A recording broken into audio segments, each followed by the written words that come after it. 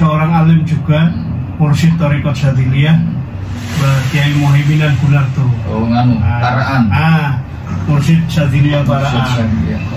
Karena saya pernah mendengar dari beliau langsung. Jadi wong nek Pak Jaro, nek Pak Jalo karo Gusti Allah, wong nek nang kuburan ngene iki aja di apa jenenge iki, menengadahkan tangan. Jangan kau anggap mereka itu minta kepada kuburan. Jangan kau anggap mereka minta kuburan. Tapi rasionya begini. Jadi kuburan itu nek sekarang ini diibaratkan seperti tempat yang wifi-nya tinggi. Wifi-nya penuh full. Sinyal internetnya. Ini kan ilmu modern nih. Nah, kita samakan aja. Ini memang dari beliau loh, bukan dari saya. Jadi makamnya wali itu adalah makam yang wifi-nya tinggi. Karena kita bisa lihatnya di makam orang-orang soleh. Katakanlah satu hari 1.000 orang, 5.000 orang, 10.000 orang, bahkan kadang-kadang bisa di atas 50.000 orang. Yang orang datang di situ semuanya baca Yasin, khataman Quran, baca ayat-ayat Quran lain, tahlil dan sebagainya. Membaca ini selesai ganti lagi, ini selesai ganti lagi. Semuanya adalah bacaan-bacaan zikir. Nah, karena dari awal sampai akhir semua hanya bacaan zikir, sehingga konsentrasi malaikat itu banyak di situ. Nah, konsentrasi malaikat banyak itu adalah termasuk salah satu di antara tempat yang wifi-nya besar. Bahkan kadang-kadang ini tidak menyamakan semua ya. Kadang-kadang makom itu bisa jadi lebih bagus untuk berdoa daripada masjid dalam kurung yang sepi. Masjidnya gede, sing sholat duhure wong papa, isya wong loro, isya wong 6, subuh imam karo makmum siji tok wong loro. Nah, keberkahannya di mana? Biasa imam tok makmum jin. Nah, itu bisa jadi untuk memohon keberkahannya itu lebih besar di situ, di tempat yang seperti itu. Ini dari sisi wifi itu yang pertama. Jadi beliau makom aulia yang sudah sangat masyhur itu, bukan aulia-auliaan loh ya, betul-betul yang aulia sudah sangat masyhur dan tercatat banyak orang atau banyak yang diislamkan oleh beliau, itu adalah sinyalnya tinggi. Yang kedua, di samping sinyalnya tinggi, orang yang berdoa seperti kita, itu kita ibaratkan HP. Kalau HP-nya bagus, kita orang bagus, katakanlah misalnya sholat lima waktunya bagus, sholat sunnahnya bagus, zikirnya bagus, terus yang lain-lain bagus, silaturahimnya bagus, itu kan kita orang bagus. Sama dengan HP bagus. HP bagus, wifi-nya betul, ditaruh di tempat yang wifi-nya tinggi, maka akan cepat. Nah, ini HP bagus. Lockdown. Ayo langsung grip kan gitu, cepat banget. Nah, yang kedua, ada HP elek. Yang penting tidak rusak loh. HP elek tahun jadul, tapi dia bisa ada wifi-nya. Selama wifi-nya diaktifkan, meskipun elek, tahunnya tahun paling lawas lah. Selama HP-nya tidak rusak wifi-nya, maka dia akan tetap nyambung karena berada di tempat yang wifi-nya besar. Kan gitu. Nah, kecuali nih HP-nya memang wis mati, kan gitu. Nah, itulah makanya di makam itu kita hanya apel keberkahan dari situ untuk memohon kepada Allah. Seperti apa, pusaran magnet ya. Nah, gitu. Sama dengan Rasulullah kan saat ini kan dikatakan doa yang paling makbul adalah salah satunya di Masjidil Haram. Kemudian yang kedua di Raudhah makam Nabi. Itu tempat konsentrasi doa setiap hari itu.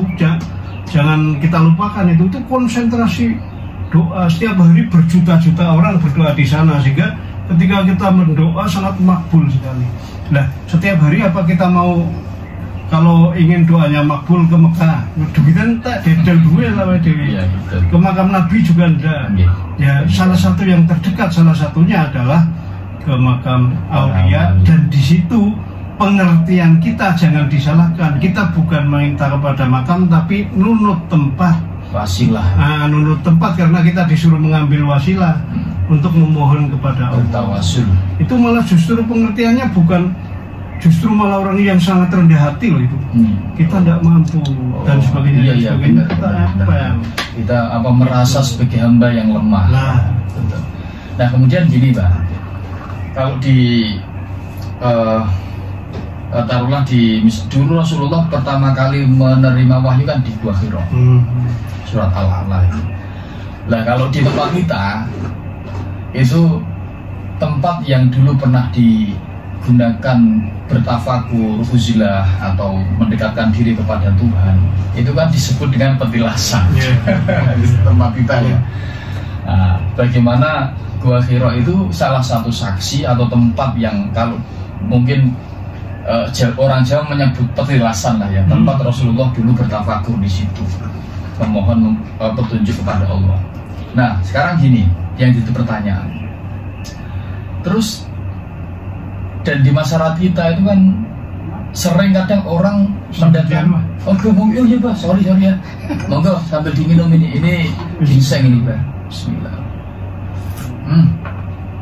Oke siap. Ini penambah stamina. Apakah kita boleh mendatangi petilasan dari orang-orang soleh ya, atau para wali? Kemudian ketika di petilasan itu apa yang kita lakukan? Apakah di sana kita tahlil, ya kan, ziarah bagaimana kita ziarah di makam atau apa? Nah itu mohon dijelaskan Pak, yang di petilasan khusus. Boleh juga.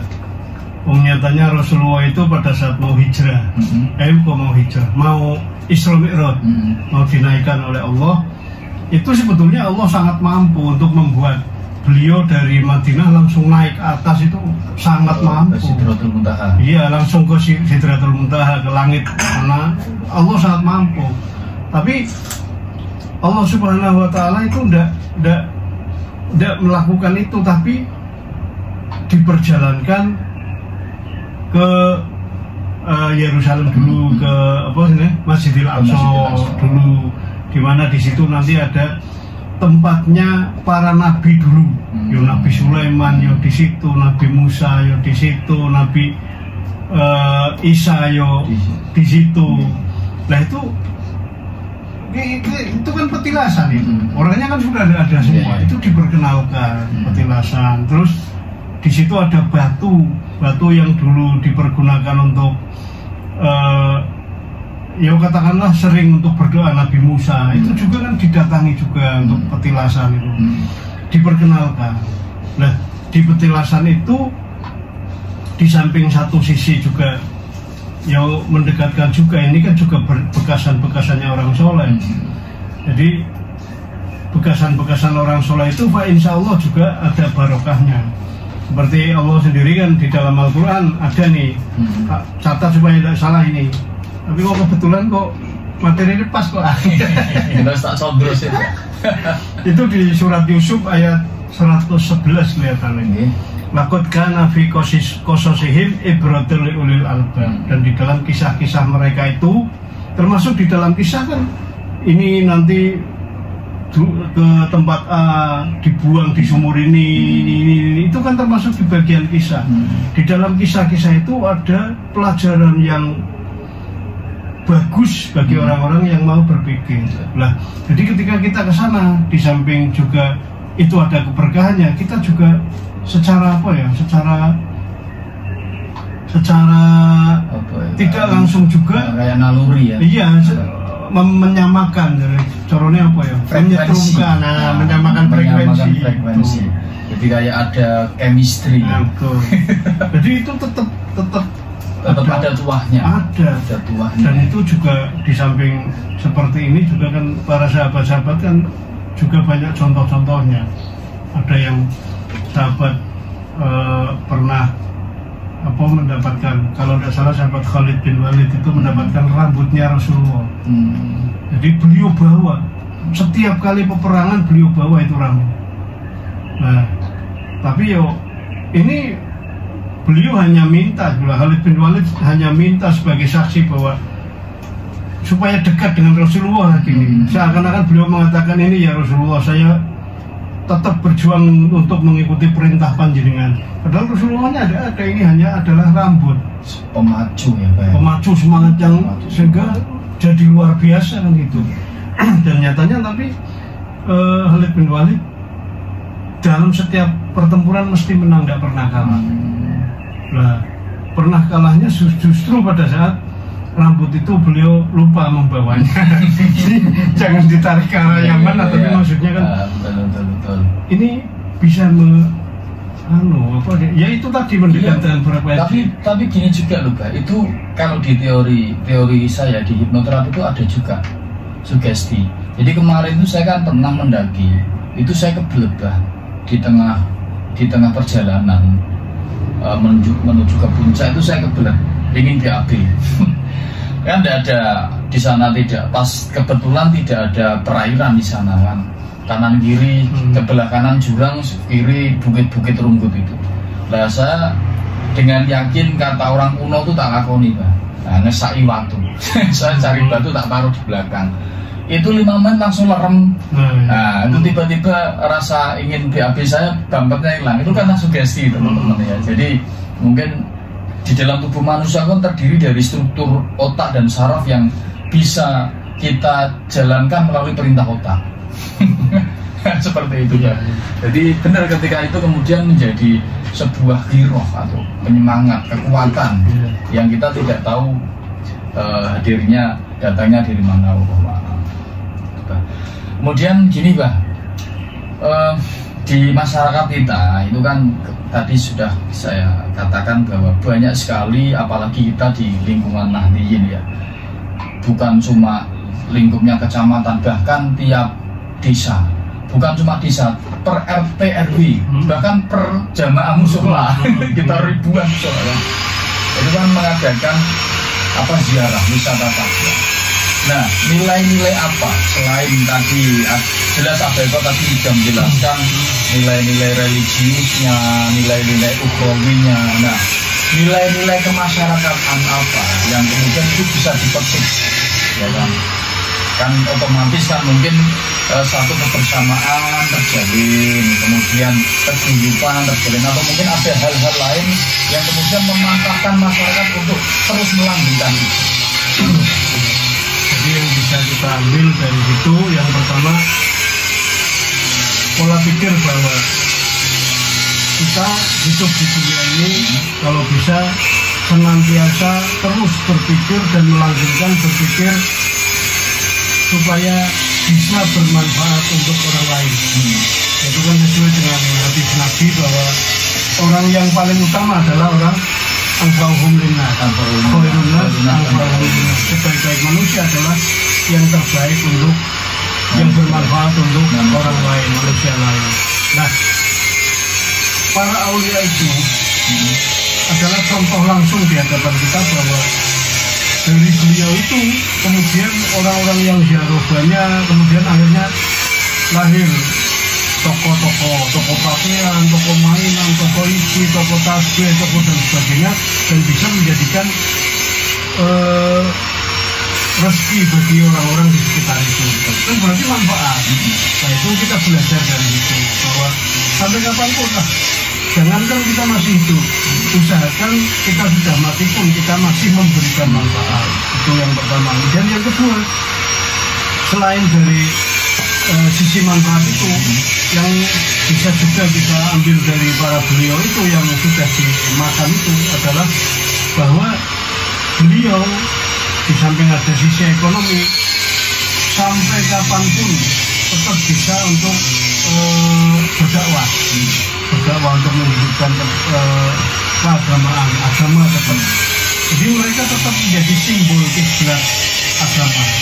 Nah, kalau bisa kan kita juga menjadi dimanapun tempat kita berada, kita menjadi simbol kebenaran, kebersihan, keagamaan, ibadah kepada Allah Subhanahu wa Ta'ala. Menjadi simbol kok saja kita tetap jalan, tapi kita sudah simbol. Nah, itu sudah bagus. Dan minimal itu aja lah, nggak usah banyak. Jadi pakai sesuatu yang apik yang awak ini. Oke, ada untuk last statement mungkin hal-hal terakhir yang nanti sebagai penutup video ini ya.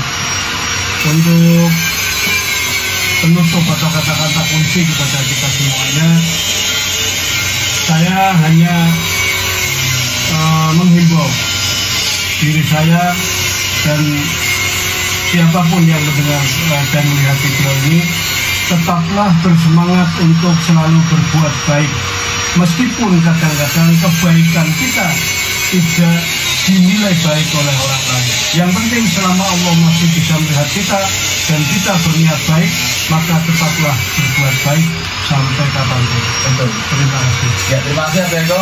Saya ingat tadi kata-kata Pak Eko bersemangat. Kenapa MCM itu saya kasih belakangnya bersemangat? Jadi sebenarnya saya itu termasuk orang yang susah untuk istiqomah. Kemudian sering semangatnya turun. Nah, kenapa saya kasih kata-kata bersemangat? Jadi kalau saya ingat dan baca itu biasanya merasa malu. Oh iya, aku semangat, itu. Jadi alasannya itu sebenarnya. Kenapa saya kasih nama bersemangat itu sebagai penyemangat diri saya.